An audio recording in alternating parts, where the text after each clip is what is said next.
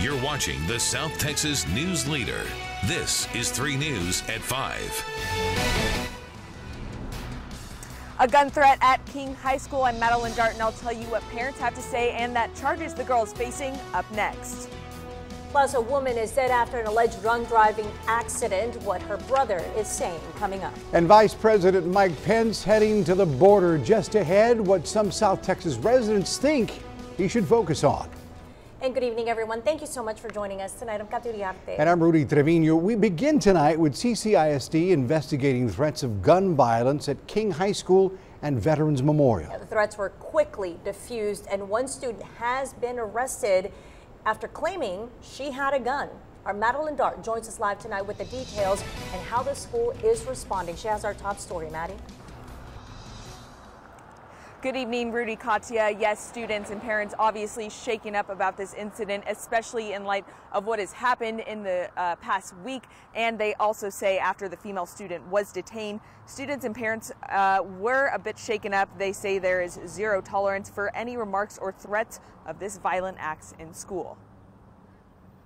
It's sad. I mean, it's not a joke. It's not a joke. No. There's kids, there's elementary right there. I mean, it's just getting out of hand already. And at this hour, we do not know how old the student is, but we do know that she is facing some serious charges, terrorist charges, all coming from CCISD police. We will continue to keep you updated on the details of this investigation as they come. Live from King High School, Madeline Dart, 3 News.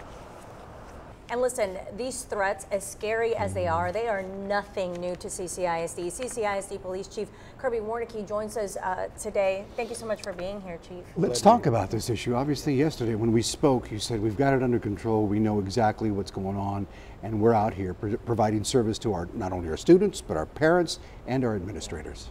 Well, that's correct. We try to be as proactive as possible and address these things very quickly. Absolutely. So when a student does something like this, you know, in their mind, it could be a joke, but there's no room for anything like this in any school district. That's correct. Making threats is never acceptable, even less so right now. And what kind of consequences does that carry for a Well, student? you make a terroristic threat, you're going to face the crime of terroristic threat, and you could be arrested.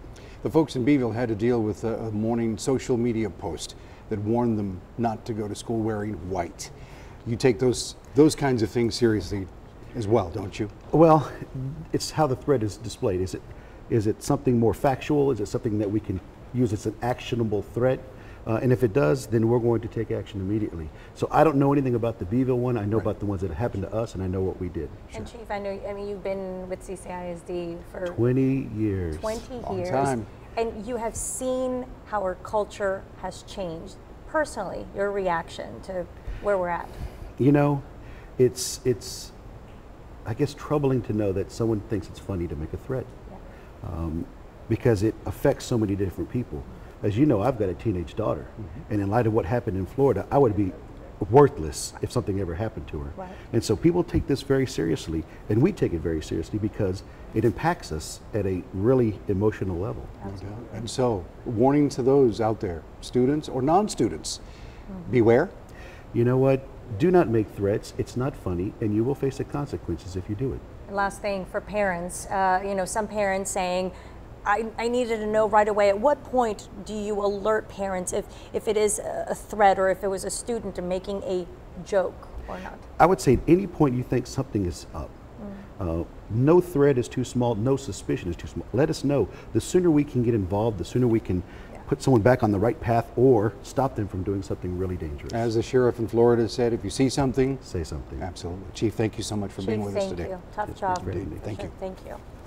And today, the community of Parkland, Florida, coming together to lay to rest the first 2 of the victims of Wednesday's school massacre. Both of them are teenagers. The 19-year-old suspect accused of killing them and 15 others at a high school in South Florida is in jail without bail. Maggie Ruley reports. What if that was your child that was shot 3 times in the heart, in the head, in the hand?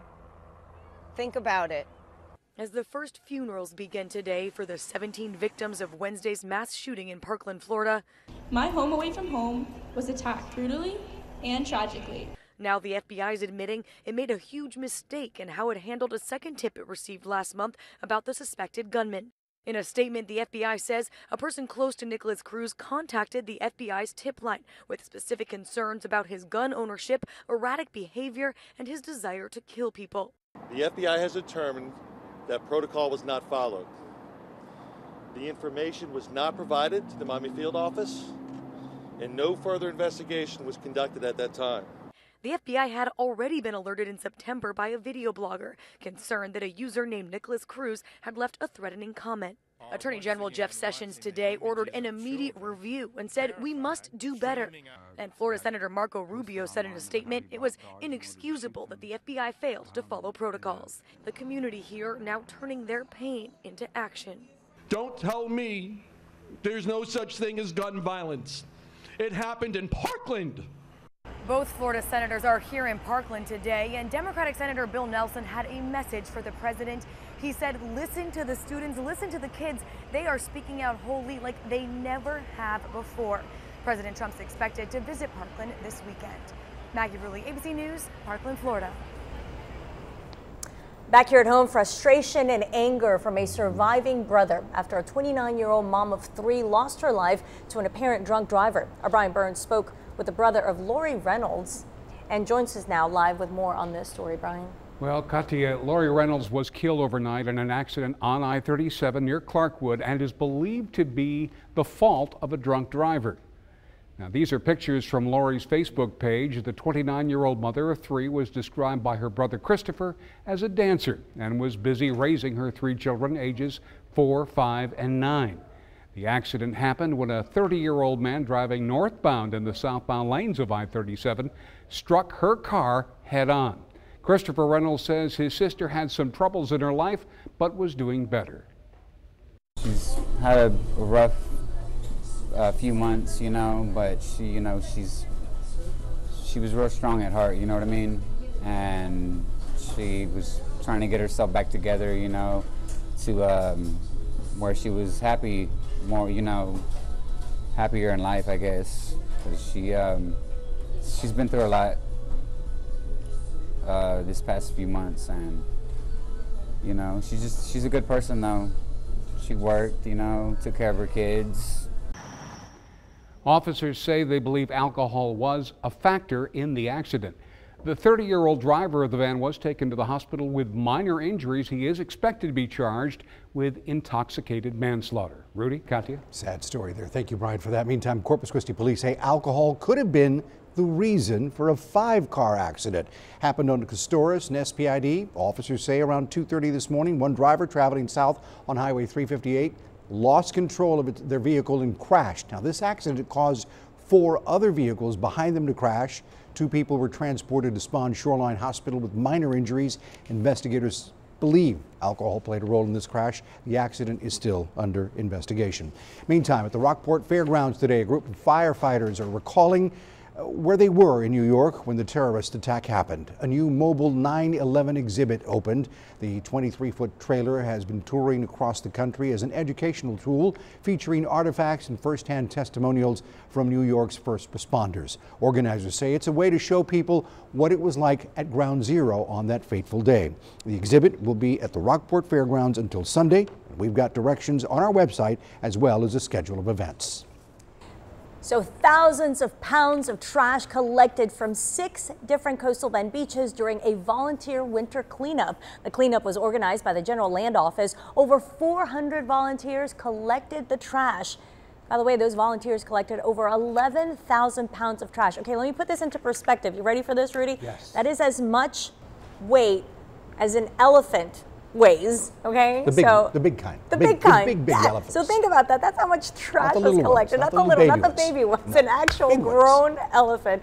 If you would like to volunteer for one of the cleanups, go to our website, KIITV.com. Speaking of stats here, nearly $1 million raised for Driscoll Children's Hospital at this year's Fiesta de los Niños. Hospital organizers telling us today that over $980,000 raised at the 26th annual fundraiser. The money will be used to complete the new North Pavilion that'll feature a new pediatric intensive care unit and an outpatient surgery center. Organizers say these new additions give a much-needed child-friendly and efficient space to fulfill Driscoll's mission of offering hope and healing for the children of South Texas. The Tejano Civil Rights Museum debuting a new exhibit that features work from South Texas artists.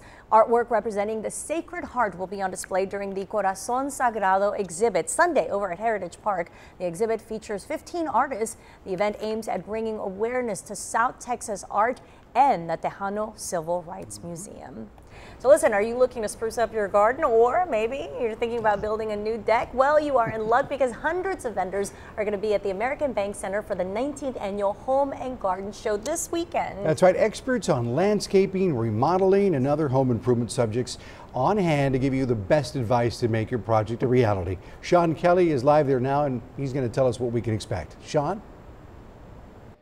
Hey, Rudy, Katya, that's right. It's all under one roof. You want to come out. We still have one more hour left for today, and then it opens back up tomorrow at 10 a.m. Now, we had a crazy year in the weather department here. We had a couple of freezes. We had that big snowstorm, and so it's definitely a great time to kind of come on out. We have plenty of things in regards to gardening. I know a lot of the plants kind of died with those freezes, and of course, we are now at the 6-month period post-Hurricane Harvey. A lot of destruction, and right now I'm with Pam, who helped make this event happen, and you know this pretty well because you're from Rockport, that this is a great time to kind of come back. You're getting your insurance for your home, a great time to kind of regroup, reorganize, and this is a great resource to kind of, you know, to come back and rebuild for landscaping. Absolutely. Well, if you can't move, you have to improve, and we've got everything you possibly need from the front door to the backyard right here under one roof.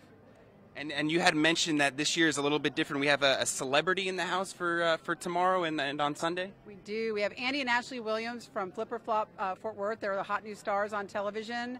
And we also have Best Buy out here doing all the latest in smart home technology, surround sound, home theater, everything you need for your man cave, woman cave, whatever you got. Okay. Thank you so much, and thank you for making this happen. Once again, it's through Sunday, and all your favorite Channel 3 news team will be in the house here, so you want to stop by, come say hi, and we'll be here. We'll be giving you another live update coming up at 6. Rudy, Katya? All right. Very nice. Yes, we're going to be there all weekend. Very good. What about the weather? We'll find that out coming up in just a bit. But first, still to come on 3 News at 5, Vice President Pence visiting the Texas-Mexico border today, what some residents think the Vice President should be focusing on coming up. But first, meteorologist Bill Vesey joins us with a first look at our weekend weather. Yes. Bill.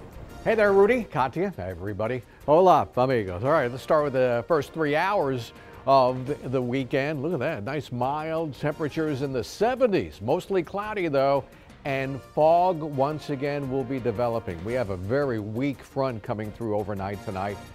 A stronger front here next week. Keep it here on TV3 for the complete forecast, plus more local news on 3 News at 5.